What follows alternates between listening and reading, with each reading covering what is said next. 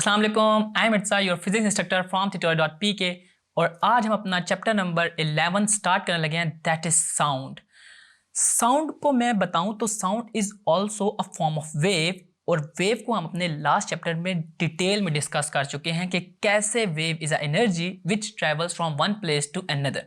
ठीक है, तो साउंड भी एक वेव है और ये हमारे पास मैकेनिकल वेव है, यानी कि इसको एक जगह से दूसरी जगह जाने में मीडियम की रिक्वायरमेंट होती है। हमने देखा कि जो साउंड प्रोड्यूस होता है बाय यूजिंग वाइब्रेशन होती है। हमने गिटार स्ट्रिंग्स को देखा था कि कैसे गिटार के स्ट्रिंग्स को वाइब्रेट करने से हमारे पास साउंड प्रोड्यूस हो रहा होता है।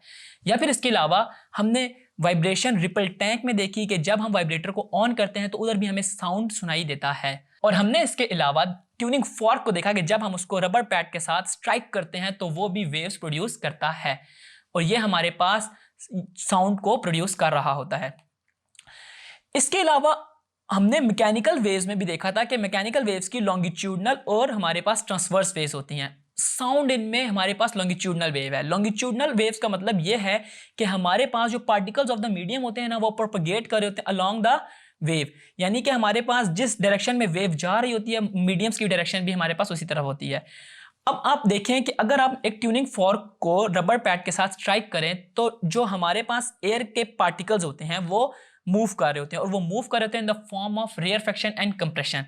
यानी कि हमारे पास शुरू में वेव जो होती है वो कंप्रेस होती है, फिर रेयरफेक्शन, फिर कंप्रेशन, और फिर हमारे पास रेयरफेक्शन, और ये फिनोमेना रिपीटेडली हो रहा होता है। इसके बाद हमारे पास कुछ कैरेक्टरिस्टिक्स ऑफ साउंड हैं, जिनमें हमारे पास सबसे पहले है लाउडनेस ऑफ द साउंड। और लाउडनेस ऑफ द साउंड हमारे पास बेसिकली तीन फैक्टर्स पे डिपेंड कर रही होती है: amplitude of the vibrating body, area of the vibrating body, और distance from the vibrating body. इसमें एम्पलीट्यूड और area of the vibrating body के ये डायरेक्टली प्रोपोर्शनल है कि अगर हमारे पास जो हमारे पास बॉडी है उसका एम्पलीट्यूड और हमारे पास उसका एरिया बड़ा होगा तो हमारे पास उसमें ज़्यादा लाउडनेस होगी। सिमिलरली अगर हमारे पास distance from the vibrating body दूर होगा तो हमारे पास लाउडनेस उसकी कम होगी। अब इसके बाद हमारे पास जो नेक्स्ट कैरेक्टरिस्टिक्स है वो है pitch of the sound. Pitch of the sound का मतलब ये है कि हम पिच ऑफ द साउंड के जरिए ग्रेव और श्रिल साउंड में फ़र्क कर सकते हैं, यानी कि ऐसी साउंड जिसकी फ्रीक्वेंसी ज़्यादा होती है हम उसको हाई पिच बोलते हैं, और जिसकी फ्रीक्वेंसी कम होती है हम उसको लो पिच साउंड बोलते हैं। इसको एग्जांपल ऐसे है कि जो हमारे पास फीमेल्स होती हैं उनकी जो फ्रीक्वेंसी या पिच ऑफ द साउंड होती है वो ज़्यादा होती है एज कंपेयर टू मेल। ठीक है, तो इस तरह हम इस कैरेक्टरिस्टिक्स के जरिए एक फीमेल और मेल की साउंड में फ़र्क कर सकते हैं। हमारे पास थर्ड कैरेक्टरिस्टिक्स ऑफ साउंड जो है वो क्वालिटी ऑफ द साउंड है, यानी कि अगर हमारे पास एक साउंड की फ्रीक्वेंसी और पिच सेम हो, अगर उसमें भी हमें फर्क चेक करना हो तो उसके लिए हमें क्वालिटी ऑफ द साउंड का होगा।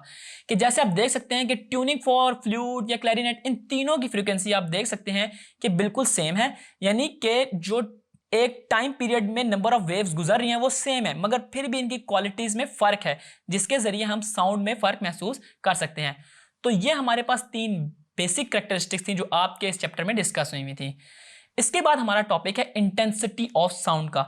इंटेंसिटी ऑफ साउंड में आपको लफ्ज से ही जाहिर है कि इंटेंसिटी से मुराद है मेरे पास स्ट्रेंथ की, और हम जो है इंटेंसिटी ऑफ साउंड को मेजर करते हैं in terms of watt per metre square. Human जो हमारे पास इंटेंसिटी सुन सकते हैं वो 10 to the raise power -12 to 1 watt per metre square सुन सकते हैं।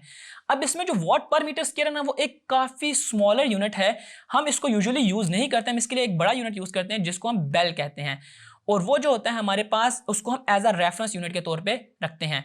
अब जो हमारे पास इंटेंसिटी है उसको हम आई से डिनोट करते हैं, और ये लाउडनेस के ना डायरेक्टली प्रोपोर्शनल होता है। अगर मैं इसका लॉग लूँ, यानी कि loudness is directly proportional to the log of intensity. ठीक है, और आपको पता है जब भी हम प्रोपोर्शनैलिटी को हटाएंगे तो वहां पे हम के कांस्टेंट लगाएंगे, और अगर मैं इसमें सबसे फेंटेस्ट और ओरिजिनल लाउडनेस और इंटेंसिटी को डिस्कस करूं तो उसको मैं आई नॉट और एल नॉट से रिप्रेजेंट करूंगा।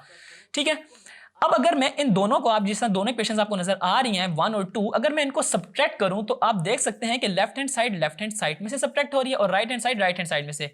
और आप देखें कि अगर मैं इसमें k को कॉमन ले लूं तो पीछे मेरे पास log i minus log i not आता है, और ये log की प्रॉपर्टी है कि अगर हमारे पास log a minus log b हो रहा हो तो वो log a ओवर b के इक्वल होता है।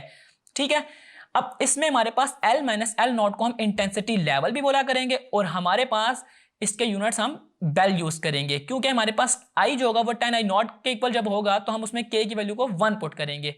तो हमारे पास यूं फार्मूला इंटेंसिटी लेवल का आएगा log is equal to I over I naught और इसके यूनिट्स हम यूज करेंगे डीबी यानी कि decibels. After the intensity of sound हमारे पास जो टॉपिक है वो है रिफ्लेक्शन ऑफ साउंड का।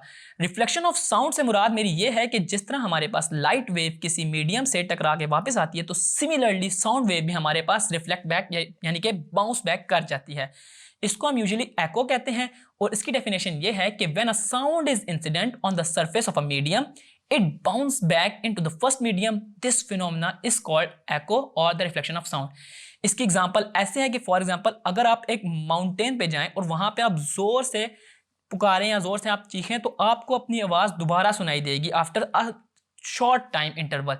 तो ये हमारे पास रिफ्लेक्शन ऑफ साउंड कहलाएगी। आपको जैसे पता है कि हमारे पास लाइट एक वेव है, वाटर वेव्स है, इसी तरह आपको मैंने बताया कि साउंड भी एक वेव है, यानी कि ये भी ट्रेवल करती है from one place to another. यानी कि हमारे पास इसकी कोई ना कोई स्पीड है। तो स्पीड ऑफ साउंड जो है यूजुअली वो हमारे पास मीडियम पे डिपेंड कर रही होती है कि हमारे पास जो स्पीड ऑफ साउंड है ना सॉलिड में सबसे ज्यादा होती है एज कंपेयर टू लिक्विड, और गैस में उससे कम। आप देख सकते हैं कि कैसे हमारे पास जहां पे वाटर नहीं है वहां पे स्पीड ऑफ साउंड ज्यादा है, यानी कि हमारी जो साउंड है वो एक जगह से दूसरी जगह जल्दी पहुंचती है। इसके अलावा हमारे पास जो स्पीड ऑफ साउंड है ना वो बेसिकली 3 फैक्टर्स पे डिपेंड कर रही होती है। वो है टेम्परेचर, प्रेशर एंड ह्यूमिडिटी। यानी कि इन तीनों पे हमारे पास स्पीड ऑफ साउंड डिपेंड कर रही होती है कि टेम्परेचर, प्रेशर या ह्यूमिडिटी के चेंज करने से साउंड के ऊपर भी चेंज होता है। स्पीड ऑफ साउंड का जो आपके पास वैल्यू है वो है 343 मीटर्स पर सेकेंड, यानी कि पर सेकेंड ये 343 मीटर्स का डिस्टेंस ट्रैवल करती है। और स्पीड ऑफ साउंड को फाइंड करने के लिए हम फार्मूला यूज करते हैं v = f लैम्डा। हमारे पास इसके बाद नेक्स्ट टॉपिक है नॉइस पोल्यूशन। नॉइस पोल्यूशन को स्टार्ट करने से पहले मैं आपको बताऊं कि कुछ साउंड्स ऐसे होते हैं जो हमें काफी प्लेजेंट लगते हैं। फॉर एग्जांपल हमारे पास साउंड ऑफ रेडियो, टीवी या फिर डिफरेंट म्यूजिकल इंस्ट्रूमेंट्स के साउंड देखें तो इनसे जो हमें साउंड प्रोड्यूस हुआ हुआ सुनाई देता है वो हमें अच्छा फील होता है, तो इनको हम यूजुअली म्यूजिक कहते हैं। लेकिन ऐसी चीजें जिनके साउंड हमें बहुत ज्यादा अनप्लेजेंट इफेक्ट हमारे ऊपर प्रोड्यूस कर रहे हो, लाइक जिस तरह हमारे पास साउंड ऑफ एरोप्लेन है या फिर हमारे पास हेलीकॉप्टर है या ट्रैफिक का साउंड, या इसके अलावा डिफरेंट जो हाउस होल्ड इलेक्ट्रॉनिक्स होती हैं जिसमें हमारे पास ग्राइंडर, वॉशिंग मशीन वगैरह होते हैं, इनके साउंड जो होते हैं वो एक जैरिंग इफेक्ट प्रोड्यूस कर रहे होते हैं जो कि हमारे पास नॉइस कहलाता है और इसकी वजह से हमें प्रॉब्लम होती है। तो इसको हमें कंट्रोल करना होता है और इसके कंट्रोल करने के लिए हमारे पास जो प्रोसेस है वो मैं आपको अभी बताता हूं। एक जो सेफ लेवल ऑफ नॉइस है ना वो बेसिकली 2 फैक्टर पे डिपेंड कर रहा होता है। क्या? लेवल ऑफ द नॉइस या फिर हमारे पास जो पीरियड ऑफ द एक्सपोजर है, यानी कि हम कितना साउंड सुन सकते हैं और कितनी देर तक वो हम सुन सकते हैं। यूजुअली एक जो हमारे पास आइडियल टर्मिनोलॉजी इसके लिए यूज की जाती है वो है 80 to 90 dB। 80 to 90 dB का साउंड जो है वो हमारे पास एक नॉर्मल है, इससे ज्यादा होगा तो वो हमारे पास हार्मफुल इफेक्ट क्रिएट करेगा हमारे ईयर्स पे।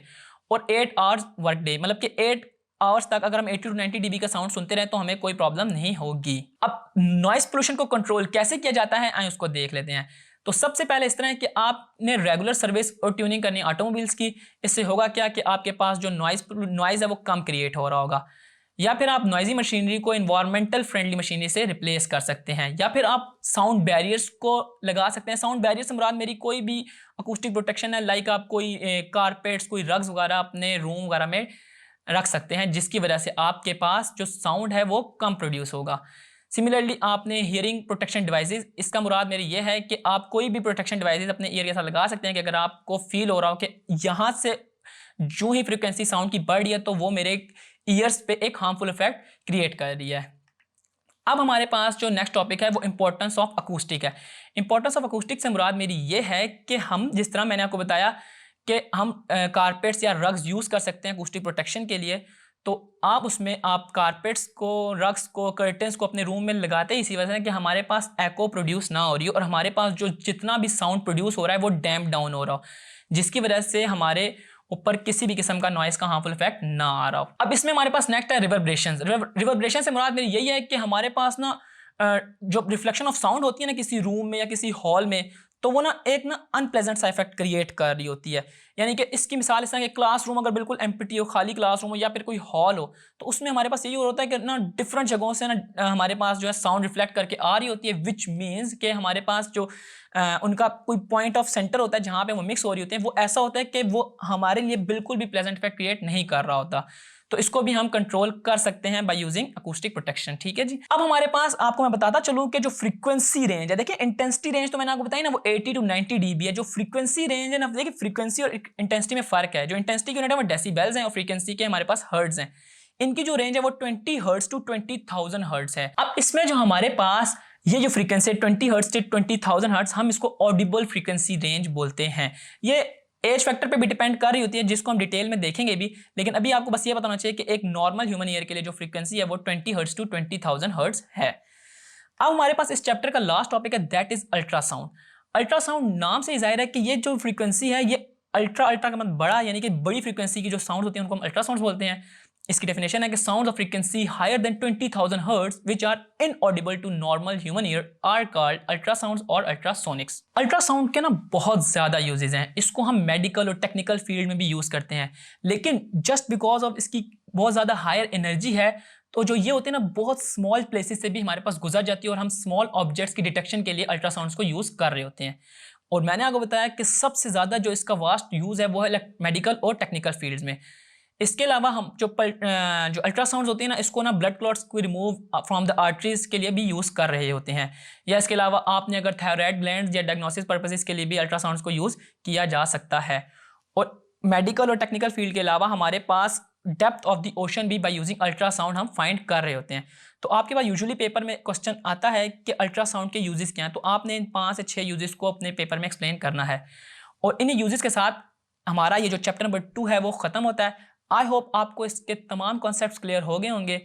अभी तक के लिए इस वीडियो में इतना ही। See you in the next video with a new topic. Until then, this is Irsa from tutorial.pk।